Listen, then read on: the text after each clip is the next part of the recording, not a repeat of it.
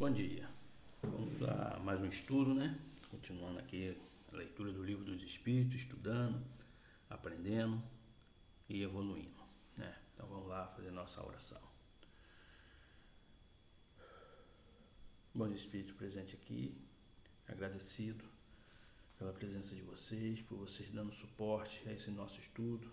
Agradecido também por esses nossos irmãos que são trazidos aqui para estudar conosco, para que juntos possamos evoluir, cada um na sua evolução, cada um no seu momento, e sabemos, Senhor, que tudo que fazemos aqui, praticamos aqui, é levado em consideração.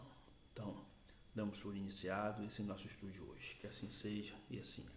Então, meu irmão, vamos lá, vamos na pergunta 365. Ele pergunta assim: por que alguns homens muito inteligentes, o que indica acharem-se encarnado neles espíritos superiores, são ao mesmo tempo profundamente viciosos?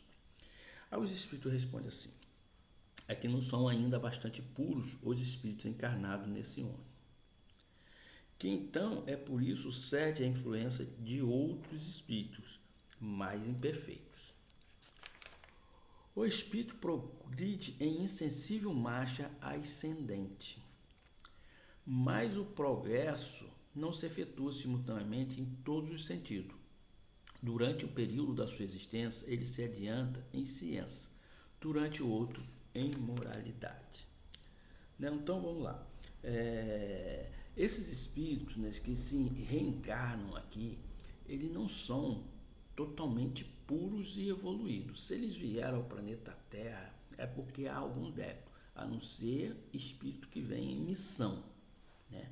Em missão, que venha para nos ajudar a nossa evolução.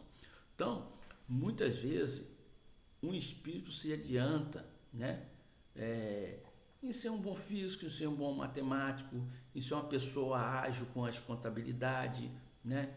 Inteligente com a história, geografia, arqueólogo, mas moralmente eles não são evoluídos, né? Então, foi o que aconteceu conosco com a vida dos exilados de Capela. Intelectualmente, muito avançado, sua tecnologia nos ajudou bastante, né, na nossa evolução, mas moralmente eles não tinham, né, tanta moral, né? E eles não tinham sentimento de compaixão, de misericórdia, de amor. Eles não tinham esse sentimento. Eles eram muita razão, muita coisa assim, vamos dizer assim, muito matemático, muito inteligente em tudo, em computação, em tecnologia, mas nos sentimentos não eram. Então, esses espíritos que vêm para cá, muitas vezes moralmente, eles não são evoluídos, né? Mas como a sua inteligência está acima dos outros, então ele acha que ele é um ser superior, supremo. Basta ver vários casos aí de pessoas, advogados, juízes, né, mecânicos, né, engenheiros, arquitetos se achando superior a tudo e não são. Eles são inteligentes, mas não são superior a ninguém, ok? Na 366 ele pergunta assim: que se deve pensar da opinião dos que pretendem que as diferentes faculdades intelectuais e morais do homem resulta da encarnação nele de outros tantos espíritos diferentes entre si, cada um com uma aptidão especial? Ele responde assim: refletindo, reconhecereis que é absurda. O espírito tem que ter todas as aptidões. Para progredir, precisa de uma vontade única. Se o homem fosse uma amálgama de espírito, essa vontade não existia e ele careceria de individualidade, pois que por sua morte, todos aqueles espíritos formariam um bando de pássaros escapado da gaiola. Queixa-se miúde o homem de não compreender certas coisas, e no entanto curioso é ver que como multiplica as dificuldades quando tem a seu alcance explicações muito simples e naturais. Ainda neste caso, toma o efeito pela causa. Faz com relação à criatura humana o que com relação a Deus fazia os pagãos que acreditavam em tantos deuses quanto eram os fenômenos no universo. Se bem que as pessoas sensatas, com eles coexistentes, apenas veem tais fenômenos efeitos provistos de uma causa única, Deus. Então, meu irmão, quando fala amálgama aqui, né, ele fala assim, é uma mistura, né, que se forma em um todo, ou seja, eles acham que são vários espíritos que se misturam e formam um só, mas não é isso. O espírito é único, é individual, né? Nós temos uma única consciência. Porém, essa única consciência que nós temos, vivemos várias consciências. O que é viver várias consciências?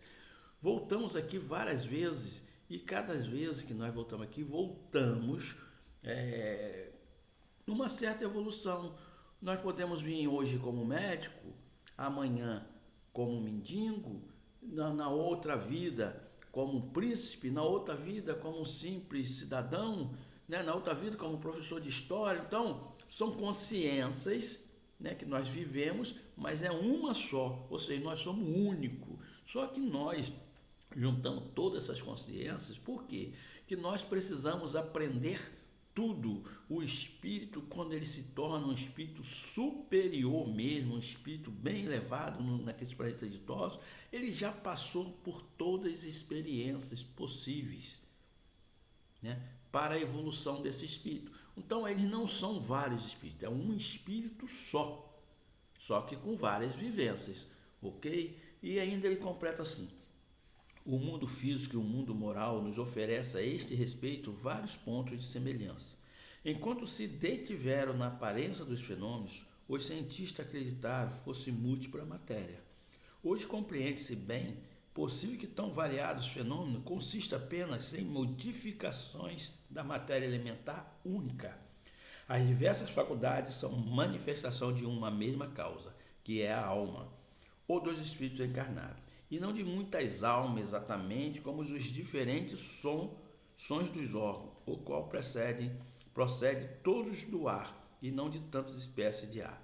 Quantos sons, de semelhante sistema decorreria que quando o homem perde ou adquire certas aptidões, certos pendores, isso significa que outros tantos espíritos teriam vindo habitá-lo, ou teria deixado, o que o tornaria um ser múltiplo, sem individualidade e, consequentemente, sem responsabilidade.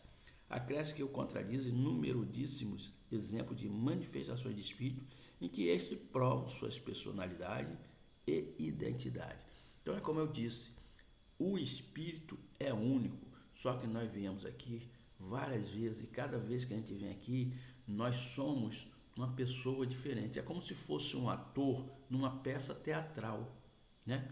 Ele por exemplo, Francisco Coco. Francisco Coco é único, mas veja quantos papéis ele representou em novelas. Mas ele é Francisco Coco, né? Era Francisco Coco, que já partiu para o outro lado, né? Mas o que eu quero explicar é que nós viemos aqui como atores, representando, né, alguma consciência, alguma individualidade naquele momento, né? Mas eu sou único. Eu posso ter sido um escravo, posso ter sido um capataz, posso ter sido uma pessoa muito rica, posso ter sido um matador, posso ter sido um guerreiro, né? Posso ter sido um romano, posso ter sido um hebreu, mas eu sou único, eu sou um único espírito com diversas vivências, ok? Então vamos agradecer a espiritualidade e vamos fazer nossa oração. Obrigado, meu Pai. Obrigado, bom Espírito presente aqui. Obrigado por essa oportunidade de estudo. Obrigado por estar entendendo e compreendendo o Livro dos Espíritos. E que nós possamos estar sempre colocando em prática também, não só o Livro dos Espíritos, mas também o Evangelho, segundo o Espiritismo, o Evangelho que Jesus nos trouxe. Obrigado por essa oportunidade. Obrigado pela presença desses nossos irmãos desencarnados. E sendo assim, não conterre nosso estudo de hoje. Que assim seja e assim é.